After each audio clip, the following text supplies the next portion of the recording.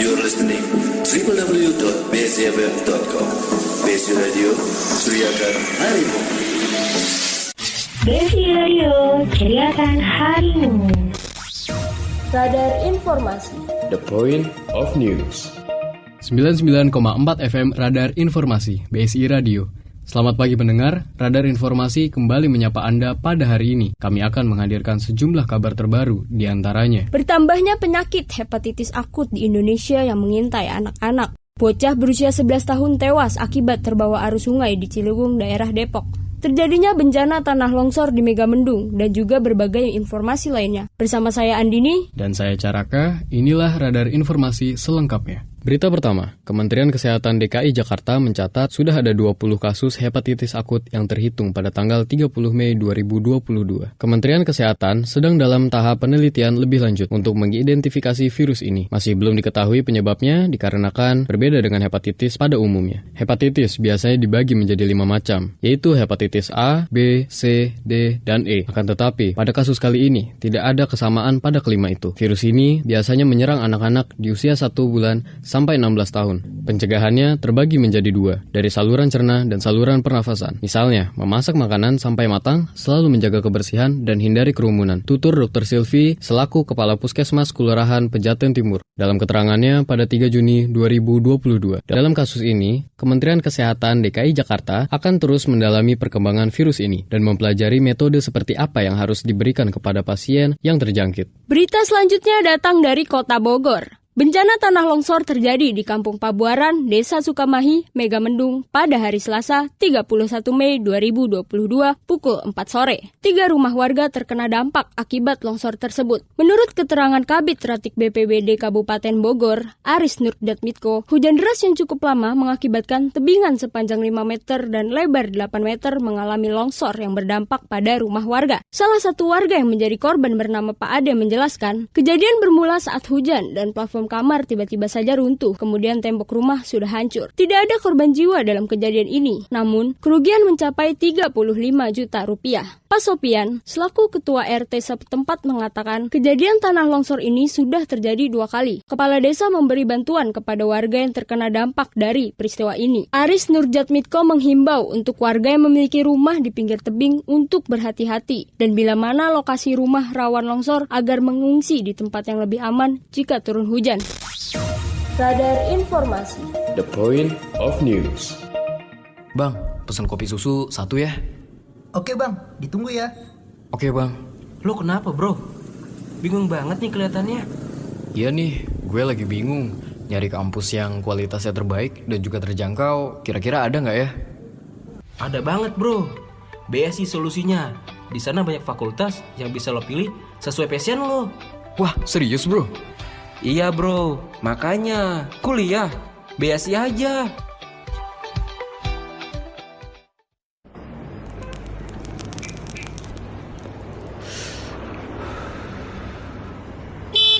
Woi, matiin dong rokoknya. Nanti kalau kena mata gimana? Bapak mau tanggung jawab.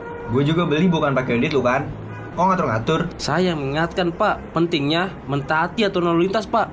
Gue juga gak ngerugiin lu kan. Udah, gue mau jalan.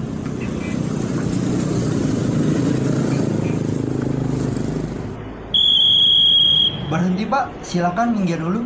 Ada apa ya pak? Tahu kesalahan bapak apa? Gak tahu pak. Maaf pak, bapak sudah melanggar aturan dengan merokok sambil berkendara yang dapat membahayakan pengendara lain. Iya pak, maaf ya. Bapak saya tindak. Nah, udah tahu kan kalau merokok sambil berkendara itu dilarang dan juga bisa terkena ancaman pasal 283 Undang-Undang Nomor 22 Tahun 2008 yang berisi setiap orang yang mengemudikan kendaraan bermotor di jalan secara tidak wajar dan melakukan kegiatan lain atau dipengaruhi oleh suatu keadaan yang mengakibatkan konsentrasi mengemudi. Pelanggar tersebut dapat dipidana kurungan penjara 3 bulan atau denda paling banyak Rp750.000. Jadi, berbijaklah dalam berkendara. Iklan layanan masyarakat ini dipersembahkan oleh BSI Radio, ceriakan harimu. You're listening www.bcfm.com. BSI Radio, ceriakan harimu. BSI Radio, ceriakan harimu.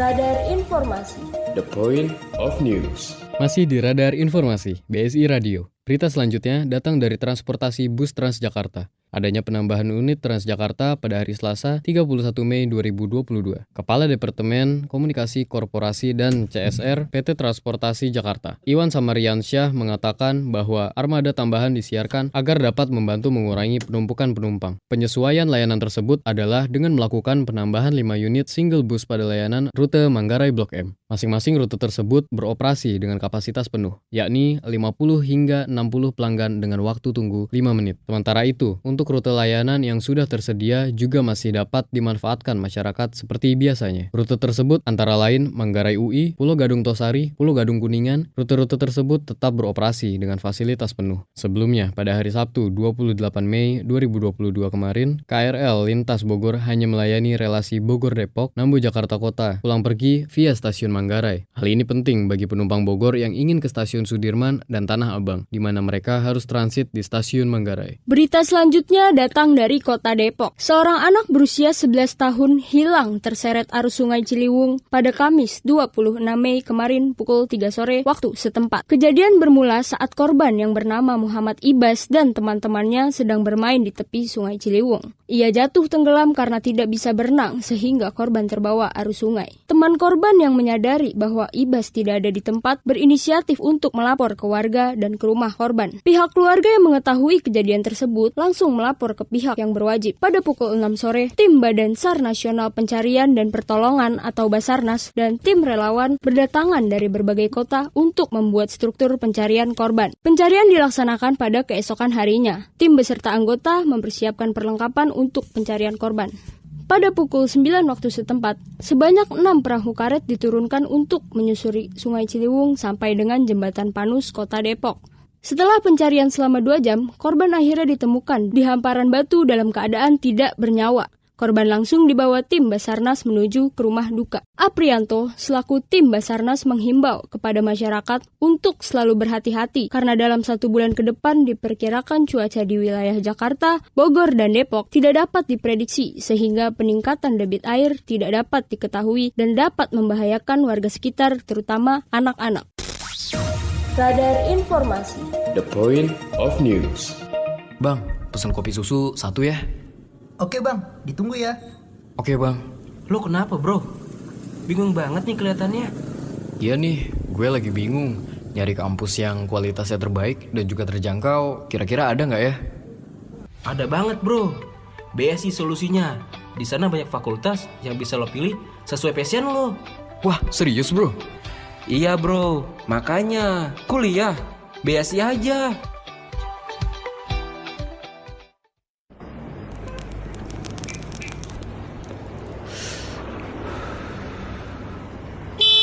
Woi, matiin dong rokoknya. Nanti kalau kena mata gimana? Bapak mau tanggung jawab. Gue juga beli bukan pakai duit lu kan. Kok ngatur-ngatur? Saya mengingatkan pak, pentingnya mentaati aturan lalu lintas pak. Gue juga gak ngerugiin lu kan. Dah, gue mau jalan.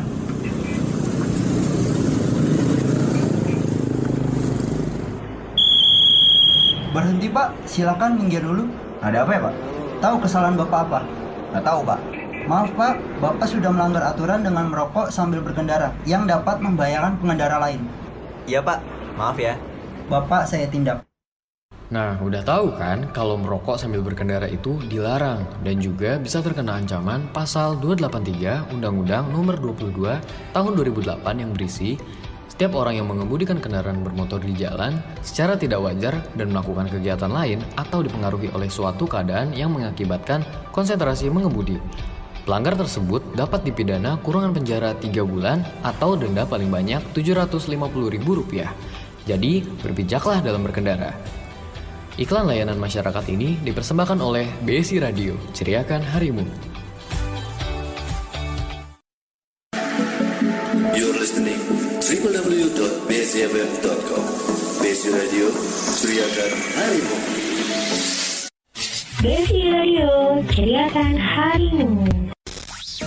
Radar Informasi. The Point of News. Berita selanjutnya datang dari kecelakaan tunggal pada Sabtu pukul 3 dini hari kemarin. Seorang pria lanjut usia bernama Sutarno tewas akibat menabrak tiang lampu jalanan di depan Mall Cijantung, Pasar Rebo, Jakarta Timur. Diketahui kendaraan tersebut dengan plat nomor D4229DW. Ahmad Yazid selaku saksi mata mengatakan kejadian tersebut bermula saat pengendara motor berjalan dari arah Bogor menuju Jakarta. Yazid juga menambahkan saat kejadian korban melaju dengan kecepatan tinggi dalam keadaan mengantuk sehingga menabrak trotoar dan lampu jalan. Korban tergeletak dengan luka yang cukup parah di bagian wajah dan luka berat di kepala yang diakibatkan oleh benturan keras sehingga menghembuskan nafas terakhirnya pada pukul 5 pagi di rumah sakit Polri setempat. Berita selanjutnya datang dari pohon yang tumbang di Jalan Latu Harhari, Menteng, Jakarta Pusat pada hari Selasa 31 Mei 2022 pukul 3 sore waktu setempat. Pohon tumbang dikarenakan usia pohon yang telah lapuk. Pohon yang sudah rapuh karena sudah puluhan tahun telah berdiri. Selain itu, batangnya sudah keropos dan juga akarnya sudah bolong. Jadi sekitar jam 3 sore waktu setempat terjadinya pohon tumbang. Dan dari tim Dinas Kehutanan Jakarta Pusat langsung menindaklanjuti. Dalam kejadian tersebut tidak ada korban jiwa, hanya kerusakan rambu lalu lintas. Tutur Hevi Suhevi selaku Koordinator Lapangan Suku Dinas Kehutanan Jakarta Pusat dalam keterangannya. Dan untuk saat ini, pohon yang tumbang sudah ditangani oleh Satpol PP dan Damkar agar tidak terjadi kemacetan lalu lintas di Jalan Latu Harhari. Radar Informasi. The Point of News. Bang, pesen kopi susu 1 ya. Oke bang, ditunggu ya. Oke bang. Lo kenapa bro? Bingung banget nih kelihatannya. Iya nih, gue lagi bingung nyari kampus yang kualitasnya terbaik dan juga terjangkau. Kira-kira ada nggak ya? Ada banget bro. BSI solusinya. Di sana banyak fakultas yang bisa lo pilih sesuai passion lo. Wah, serius bro? Iya bro, makanya kuliah BSI aja.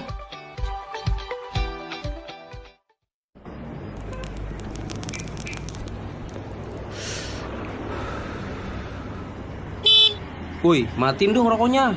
Nanti kalau kena mata gimana? Bapak mau tanggung jawab. Gue juga beli bukan pakai duit lu kan. Kok ngatur-ngatur? Saya mengingatkan pak, pentingnya mentaati aturan lalu lintas pak. Gue juga nggak ngerugiin lu kan. Dah, gue mau jalan.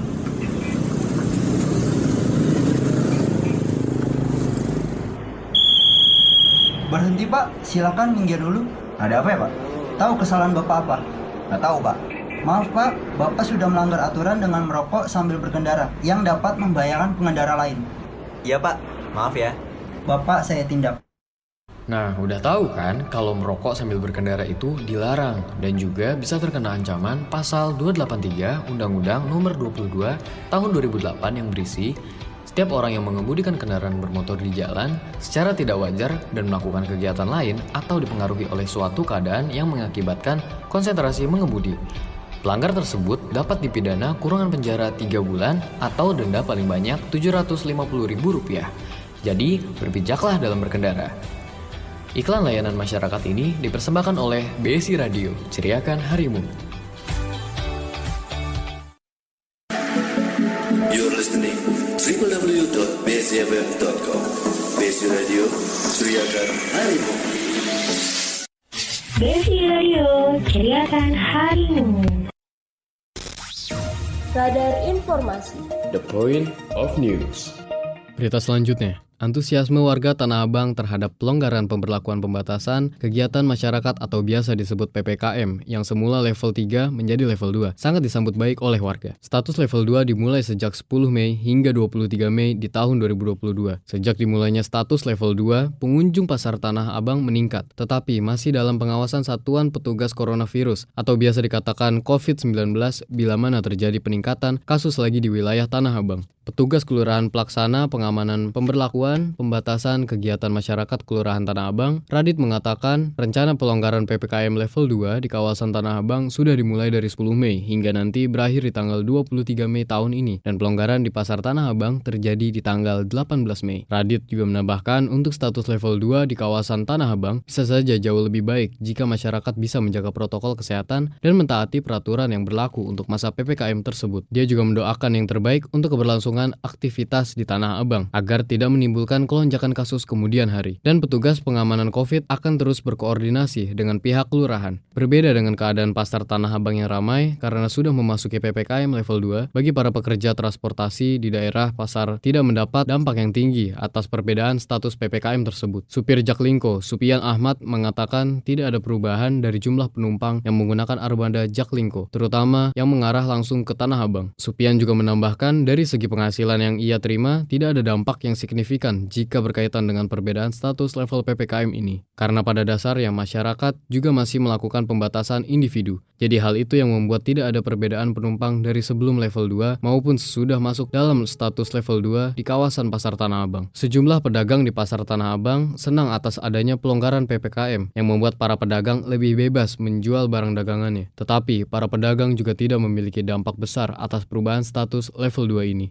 Berita selanjutnya datang dari Ciamas Bogor. Bangunan liar yang mengakibatkan kemacetan di ruas Jalan Pasar Ciamas yang sempit lantaran posisi bangunan yang berada di pertigaan jalan tepat di Jalan Raya Villa Ciamas Bogor, Jawa Barat, akhirnya dibongkar Satuan Polisi Pamong Praja atau biasa dikatakan Satpol PP wilayah tersebut pada Senin 30 Mei 2022.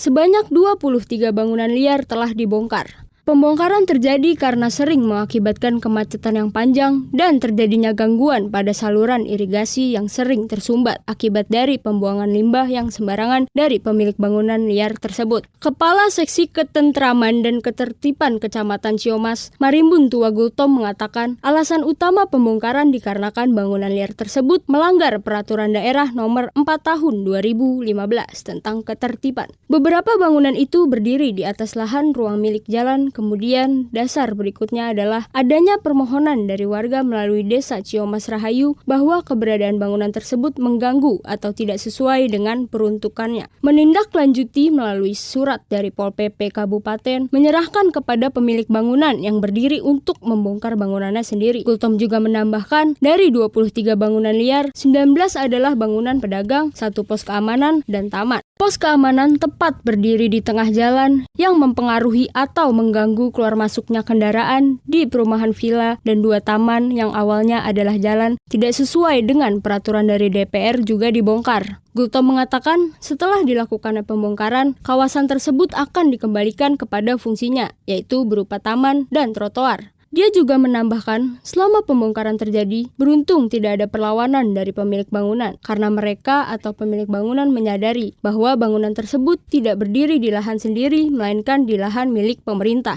Dan juga pemilik bangunan juga mengerti jika adanya kompensasi dari pemerintah. Radar Informasi. The Point of News.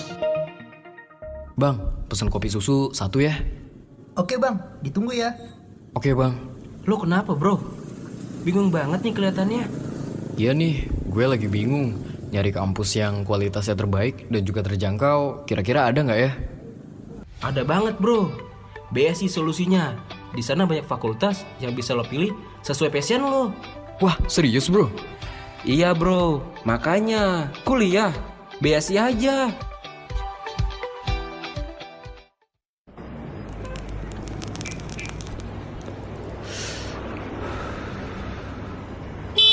Woi, matiin dong rokoknya. Nanti kalau kena mata gimana? Bapak mau tanggung jawab. Gue juga beli bukan pakai duit lu kan. Kok ngatur-ngatur? Saya mengingatkan pak, pentingnya mentaati aturan lalu lintas pak. Gue juga nggak ngerugiin lu kan. Dah, gue mau jalan.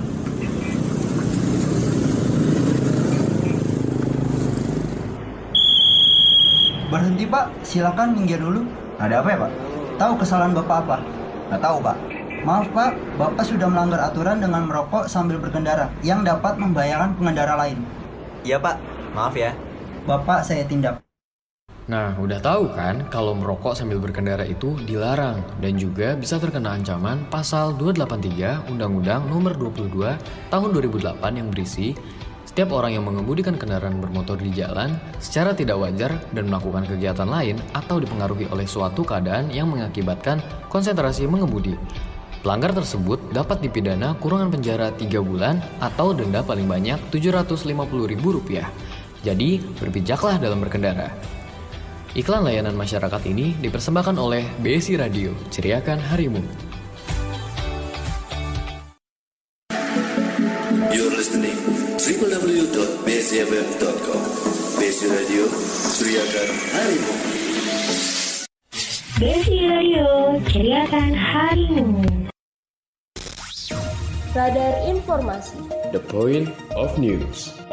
Masih di Radar Informasi, BSI Radio. Berita selanjutnya datang dari Bogor Timur. Serangan ulat bulu terjadi di SDN Bantar Kemang 1, Kelurahan Baranang Siang, Bogor Timur, Jawa Barat, pada hari Senin 22 Mei kemarin. Ratusan ulat bulu menyerang area sekolah sejak sepekan terakhir. Binatang atau serangga tersebut berasal dari pohon alpukat yang berada di area halaman sekolah. Yano Indrayitno mengatakan sudah hampir seminggu SDN Bantar Kemang diserang ulat bulu. Binatang tersebut awalnya mulai menyerang ruang kelas dan musola. Yano juga menambahkan, serangan ulat bulu itu terjadi karena daun pohon alpukat yang mulai habis dan mendorong ratusan ulat bulu untuk turun dari pohon dan merayap di sekitar pagar, sekolah, dan musola. Yano mengatakan sebenarnya serangan ulat bulu tersebut sering terjadi setiap tahunnya. Namun yang paling parah adalah tahun ini. Ulat bulu juga sudah beberapa kali dibersihkan oleh penjaga sekolah agar tidak mengganggu pembelajaran di area sekolah. Dia menyebut adanya gangguan untuk saat ini terjadi di musola dan sudah beberapa hari musola harus ditutup karena banyaknya ulat bulu yang merayap di ubin lantai musola. Yano berharap permintaan untuk menebang pohon alpukat segera diproses agar aktivitas sekolah kembali kondusif.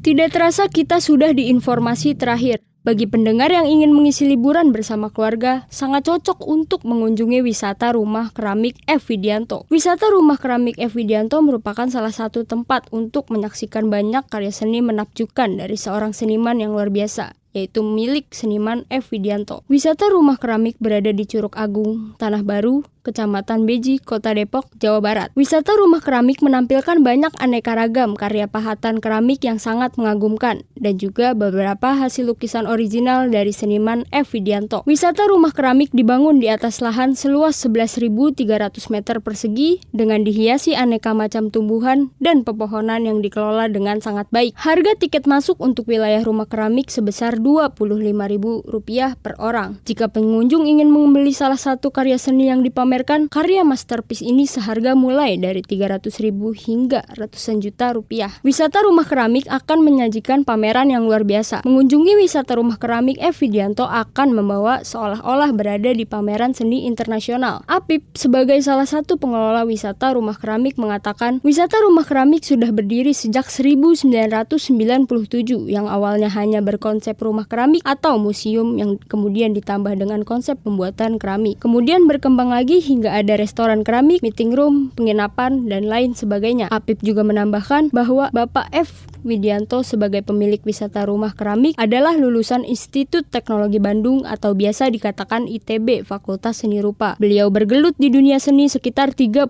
tahun. Dia juga mengatakan bahwa Bapak F. Widianto adalah salah satu maestro keramik terbaik di Indonesia. Apip mengatakan, wisata Rumah Keramik juga menyediakan sewa untuk gathering, area ulang tahun, wedding outdoor atau indoor, dan kegiatan perkumpulan, serta workshop untuk pembuatan keramik yang diadakan di wisata Rumah Keramik F. Widianto untuk para pengunjung. Wisata Rumah Keramik ini juga memiliki area yang instagramable dan juga cocok untuk berfoto ria. Radar Informasi. The Point of News. Informasi tadi menjadi penutup perjumpaan kita pada kali ini. Radar Informasi akan kembali lagi besok pagi. Saya Andini. Dan saya Caraka. Pamit undur diri dari ruang dengar Anda. Selamat pagi dan sampai jumpa. You're listening www.bcfm.com. Besi Radio, ceriakan harimu. Besi Radio, ceriakan harimu. Radar Informasi. The Point of News.